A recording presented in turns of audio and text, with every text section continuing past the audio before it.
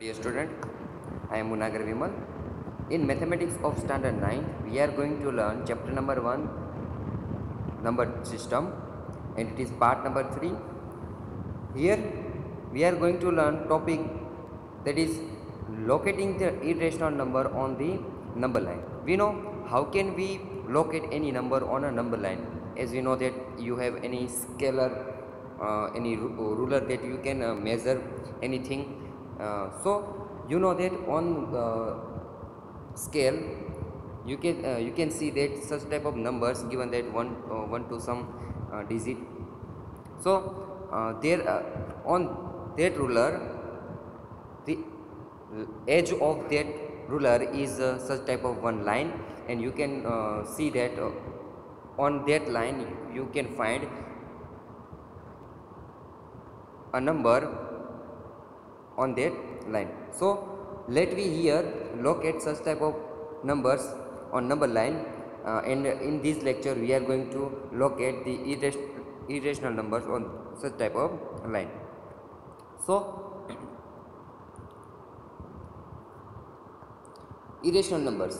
So first we discuss what are the irrational number. We have already studied that the number which cannot write as a p by q form, and where p and q are integers and q does not equal to 0. So such type of numbers are known as irrational numbers.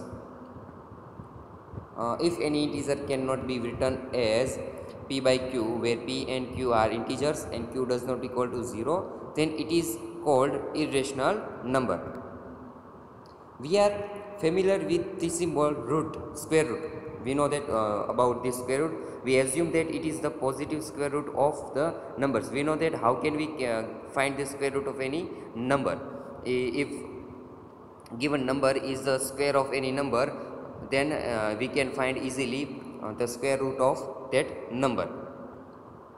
So that root 4, here we know that the 4 is a square of 2, then we can find square root of 4, that is square root of 4 is equal to 2, though both 2 and minus 2 are square roots of 4. We know that 2 and minus 2 are square root of 4, but we only take positive root square root of given number.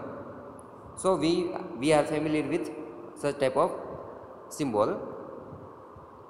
Now about irrational number. Okay, what are the irrational numbers?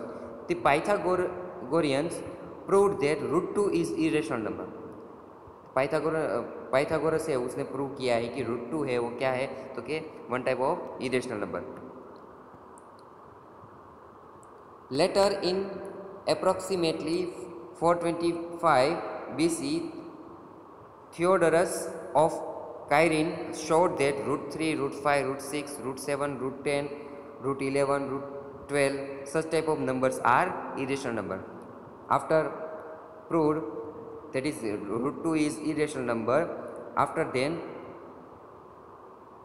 Theodorus of Cyrene showed that this type of number also are irrational number. Means the square root of any number that we cannot find a square of any number, that are irrational numbers. Pi is also irrational number, and it was proved by Lambert and Legendre only in the late 17th. सो यहाँ पे जो पाई है वो भी क्या है, irrational number है, क्योंकि पाई की जो वैल्यू है उसकी जो हम इरेशनल नंबर में उसको कन्वर्ट करेंगे तो 22/7, then it is 22/7, it is approximate answer of pi, but when we put value of pi, then it is 3.14 something, and it having non-terminating and non-recurring or non-repeating decimal expansion. So pi is also irrational number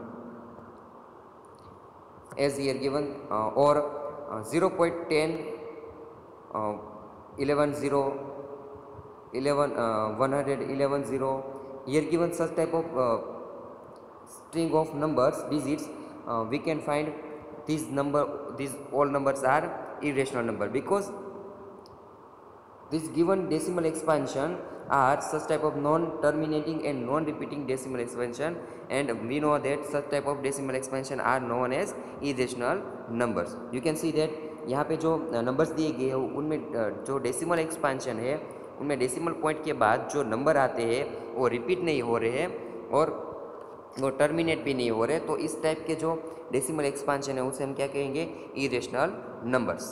so it is about the irrational number, and now let we locate this type of irrational number on number line.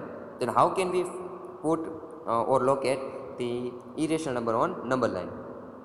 So locating irrational numbers on the number line, we know that every real number is represented by a unique point on the number line. कोई भी जो number है उसे हम कोई एक point से number line पर हम उसे रख सकते हैं. Also every point on the number line represent a unique real number. उसका उल्टा करें तो कि भाई नंबर लाइन पे जो कोई भी एक पॉइंट है वो कोई एक रियल नंबर है उसे रिप्रेजेंट करता है. तो कोई भी नंबर है, कोई भी रियल नंबर क्या होगा, तो उसमें रेशनल और इरेशनल सभी नंबर आ सकते हैं. तो नंबर लाइन पे हम कोई भी नंबर हो, रियल नंबर हो, उसे हम लोकेट कर सकते हैं. So by this definition, that is every real number is represented by a unique point on the number line. Also every point on the number line represent a unique real number. So let us locate some of the irrational number on number line. Let me take example number 3, locate root 2 on the number line. Let me understand how can we locate root 2 on the number line. If given that if you want to put 2 on number line, then you can easily put 2 on number line. If they are given 3/2, then you can also put it between 1 and 2, because 3/2 is a 1.5. So you can easily put 1.5 on number line, but we want to put root 2 on we want to locate root 2 on number line. So how can we locate this type of irrational number? So for locating this type of irrational numbers, let we use one theorem, that is by the Pythagoras theorem. We use Pythagoras theorem to locate any irrational number.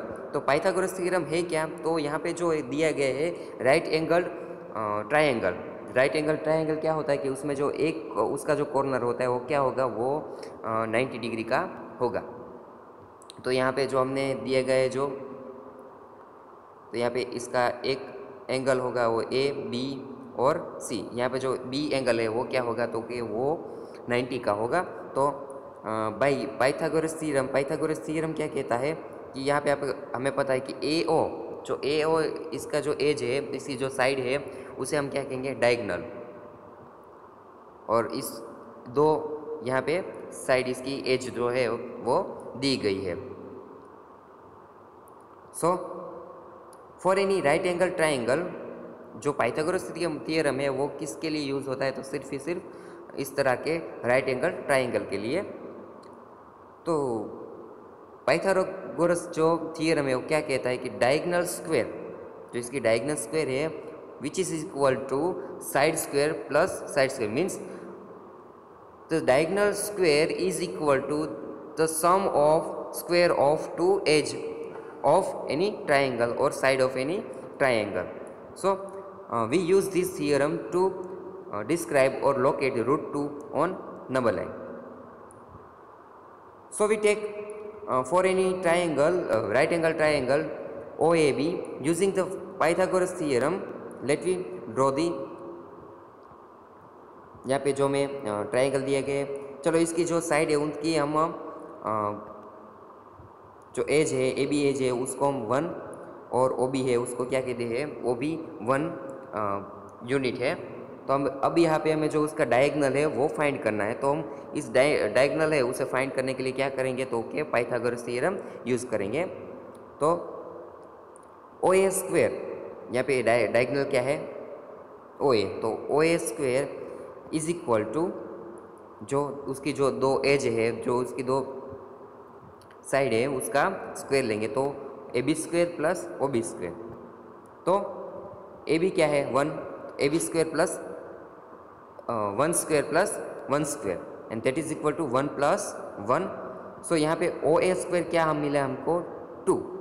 हमें सिर्फ A B O ए जो है जो diagonal है उसका ही answer चाहिए, हमें यहाँ पे ओ ए स्क्वायर नहीं चाहिए। तो हम क्या करेंगे, दोनों तरफ जो दोनों साइड है उस दोनों साइड पे हम क्या करेंगे, taking positive square root. So we can find O A is equal to √2। हम दोनों तरफ क्या किया कि दोनों तरफ हमने जो उसका स्क्वायर रूट है वो फाइंड किया, taking positive square root on both side. So we find here O A is equal to √2। सो इस तरह से हम यहाँ पे आप जो हमने जो ट्राइंगल बनाए हैं ओ ए बी, उसमें जो दोनों जो एज है डायगनल को छोड़ के जो दोनों एज है ए बी और ओ बी, उसे हमने क्या लिया है तो कि उसे 1 1 एज्यूम कर लिया है। और इस तरह से हम इस तरह का जो हमने डायगनल ट्रायंगल बनाएंगे उस ट्रायंगल से हिसाब से हमें डायगनल क्या मिलेगा √2। अब इस ट्रायंगल को हम इस ट्रायंगल के यूज़ के साथ हम √2 को उसे नंबर लाइन पे लोकेट करेंगे। तो इस तरह से हमें √2 मिला। तो so let us locate √2 on number line. So first we draw a number line. Now we want to locate √2 or we have find that the edge of triangle OAB where 1 and 1. So we have to take one of the largest edge from them from 1 and 1 AB and OB. We know that both are same, so we can take any one, that is OB is equal to 1. So we take the measure यहाँ पे हम जो number line पे है वहाँ पे हम इस तरह से जो नंबर है उसे लोकेट करेंगे कि जो उसकी एज हमने मिली कि वहाँ पे OB कितना है तो कि 1 है। तो OB को हम OB के माप के हिसाब से हम नंबर लाइन पे यहाँ पे डिसाइड करेंगे। OB है 1 है तो यहाँ पे हम इस तरह से उसे लोकेट कर सकते हैं कि -1 0 1 और 2। यहाँ पे हमें पता है कि नंबर लाइन पे इस तरह से हम नंबर को लोकेट कर सकते हैं। तो यहाँ पे जिस तरह का जो माप है तो यहाँ पे सिर्फ OB है वो एक यूनिटी है, तो यहाँ पे हम इस तरह से उसे लार्ज साइज में हम उसे यहाँ पे लोकेट कर सकते हैं। तो यहाँ पे -1 0 1 और 2। यहाँ पे अब क्या करना कि हमें जो वो ट्राइंगल था OAB उसे यहाँ पे हमें ड्रॉ करना है। तो उसकी एक एज है OB, उसे हम यहाँ पे 0 पे रखेंगे। उसका जो O सेंटर है उसे कहाँ लोकेट करेंगे तो कि 0 पे लोकेट करेंगे। और उसके जो B है बराबर उसे हम एज्यूम कर देंगे और उसे 1 पर यहाँ पे रख दें। तो इस तरह से हम क्या करेंगे वो ट्राइंगल है वो से ड्रॉ कर देंगे। तो OA है OA यहाँ पे जो 0 to 1, यहाँ पे 0 to 1 क्या माप होगा तो कि वो 1 है। 0 to 1 क्या यूनिट होगा तो 1 है। और उस 1 पर यहाँ पे जो हमने 1 लोकेट किया है वहाँ 1 पर हम उसे परपेंडिकुलर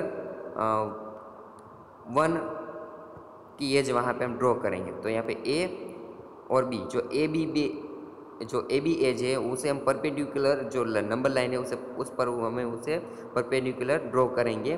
और ए जो एंगल ए एंगल है वो क्या होगा 90 का होगा। तो इस तरह से हम जो ट्राइंगल है उसे हम ड्रॉ करेंगे। अब हमें पता है कि जो OA है साइड, जो OA साइड है इस ट्राइंगल की वो 1 है और AB है उसका भी जो माप है वो क्या है 1 है। तो हमें पता है कि हमने इस तरह से अगर हम डायगनल उसका यहाँ पे जो ट्राइंगल है उसका डायगनल क्या होगा OB। तो OB ट्राइंगल है उसकी जो डायगनल है OB डायगनल उसका माप क्या होगा तो हमने फाइंड किया है कि √2। पाइथागोरस थ्योरम के हिसाब से यहाँ पे जो OB है वो क्या मिलेगा हमें √2। अब OB को हम क्या कर लेते हैं कि हम उसे रेडियस ले लेते हैं, एक सर्कल का रेडियस मान लेते हैं। और इस रेडियस से OB जो रेडियस है उस कंपास का यूज़ करके हम उसमें से एक आर्क बनाएंगे। जो आर्क है वो नंबर लाइन पे क्रॉस करे, इंटरसेक्ट करे। तो हमने इस तरह से OB आर्क लेंगे और उस आर्क को हम O सेंटर के हिसाब से उसे हम ड्रॉ करेंगे। और क्या करेंगे कि यहाँ पे जो नंबर लाइन है उसे हम इंटरसेक्ट करें उस तरह से यहाँ से ड्रॉ करेंगे। तो यहाँ जो इंटरसेक्टिंग पॉइंट है किसका आर्क OB और नंबर लाइन है, उन दोनों का जो इंटरसेक्शन पॉइंट है वो हमें P मिला, और यहाँ पे जो हमें P मिलता है वो क्या होगा, √2। वो जो माप हमें जो यहाँ पे P मिला वो क्या होगा, √2। तो इस हिसाब से हम जो नंबर √2 है, इरेशनल नंबर है, उसे हम यहाँ पे नंबर लाइन पर लोकेट कर सकते हैं। So we follow this steps. First we draw the number line and we draw the angle on triangle on number line as respected edges, and after then we take diagonal as a arc and we draw on with using arc OB we draw arc on number line, and whenever arc and number line intersects, then we put any point P and it will be the irrational number √2. So by this way we can locate any irrational number. So the steps that we have used here, we have just seen that OB is equal to √2. We have already seen in that by using Pythagoras theorem OAB जो यहाँ पे triangle दिया गया है उसके हिसाब से जो OB डायगोनल होगा उसका जो मेजरमेंट है वो माप है वो क्या होगा, √2। तो √2 हमने लिख डाला, तो हमें पता है कि OB क्या होगा, √2। Using a compass with center O and radius OB, draw an arc intersecting the number line at the point P. Then P corresponds to √2 on the number line. So इस तरह से हम किसी भी इरेशनल नंबर उसे हम draw कर सकते हैं। Example number 4, locate √3 on the number line. So solution of this example by the Pythagoras theorem, और यहाँ पे हम पाइथागोरस थ्योरम उसे यूज़ हम कर सकते हैं। तो पहले क्या करेंगे, तो for ABC using the Pythagoras हम ड्रॉ करेंगे। तो ABC यहाँ पे हमें दिया गया है, तो कि A B और C। यहाँ पे जो एंगल B है वो क्या है, 90 का है।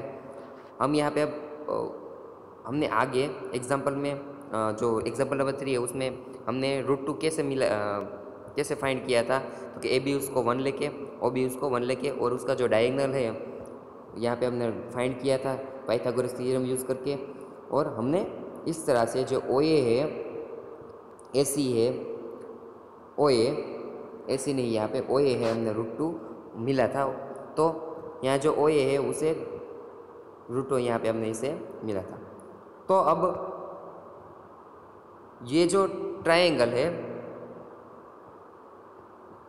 उस पे हम दूसरा ट्रायंगल बनाएंगे।